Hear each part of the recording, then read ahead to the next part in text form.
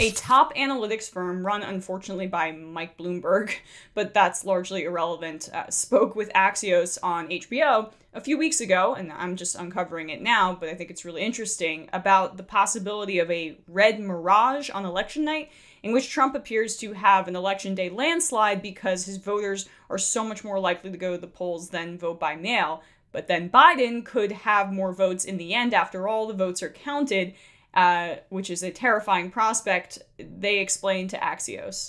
The reason we talk about a red mirage is, in fact, because we believe that on election night, we are going to see Donald Trump in a stronger position than the reality actually is. This is a very real possibility that the data is going to show on election night an incredible victory for Donald Trump. That is likely to be what we see when every legitimate vote is tallied and we get to that final day, which will be someday after Election Day. It will, in fact, show that what happened on election night was exactly that, a mirage. It looked like Donald Trump was in the lead, and he fundamentally was not. Sorry to freak you guys out on a Thursday afternoon, but I think this is one of the top issues that we need to be talking about here. Trump is counting on the water being so muddied and the actual vote totals and who won the election being so unclear that he has a case to take to the Supreme Court, which will now be filled, in his ideal world, with his deeply conservative justice who's loyal to the Republican Party, to fill Ruth Bader Ginsburg's seat. So her death, RBG's, has set this plan into motion where Trump has peppered doubt throughout the country, and his followers, that 35-ish%, they all eat it up. And then it becomes a part of the discourse. Mail fraud, voter fraud, mail-in ballots, Democrats printing multiple or millions of ballots for people, multiple people voting at the same time. It's voter fraud. It's in the discourse now. He's planted the seeds throughout the country.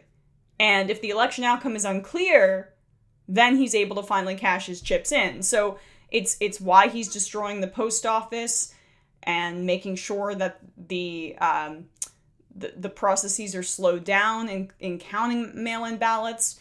It's why he was spreading that propaganda throughout the country.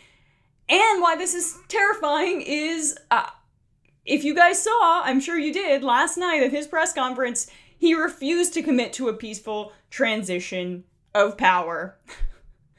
Just yesterday. So this red mirage could be bad and cause mass unrest.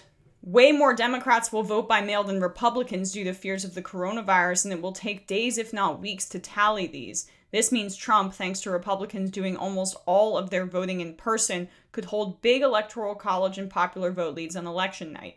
Imagine America with its polarization and misinformation if the vote tally swings wildly toward Joe Biden and Trump loses days later as the mail-in ballots are counted. That's what this group, Hawkfish, which is funded by Michael Bloomberg and also does work for the Democratic National Committee and pro-Biden super PACs, is warning is a very real, if not foreordained, outcome. Under one of the group's modeling scenarios, Trump could hold a projected lead of 408 to 130 electoral votes on election night if only 15% of the vote by mail ballots had been counted. Once 75% of mail ballots were counted, perhaps 4 days later, the lead could flip to Biden's favor. This particular modeling scenario portrays Biden as ultimately winning with a massive victory, 334 to 204. The ultimate results may well sit somewhere between these low-end and high-end scenarios and will also be impacted by who actually votes and how voters' views about their options change over the coming weeks. Look, I'm going to be working on Election Day, so I can't vote going to the polls, but if you're healthy and you wear a mask, I'd really encourage people to go vote in person. I am voting early, and I'm going to deliver my ballot to the office. I'm not, mailing it in. That's just not what I'm doing, because this is important. This is a terrifying prospect, and I think everyone should be talking about the very distinct possibility that Trump contests the legitimacy of this election to a conservative Supreme Court. That is a very real possibility that we're facing right now. And it could tear this country apart.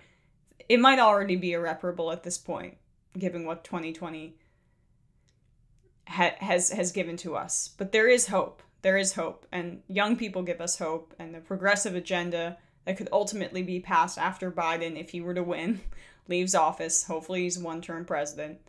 That gives us hope. But if Trump contests this election, and Biden actually won, by the way, if he does win. First, we need Biden to win. But if Trump steals it, sayonara. Like, that's it. That's it for America and our way of life. I'm yep. That's it.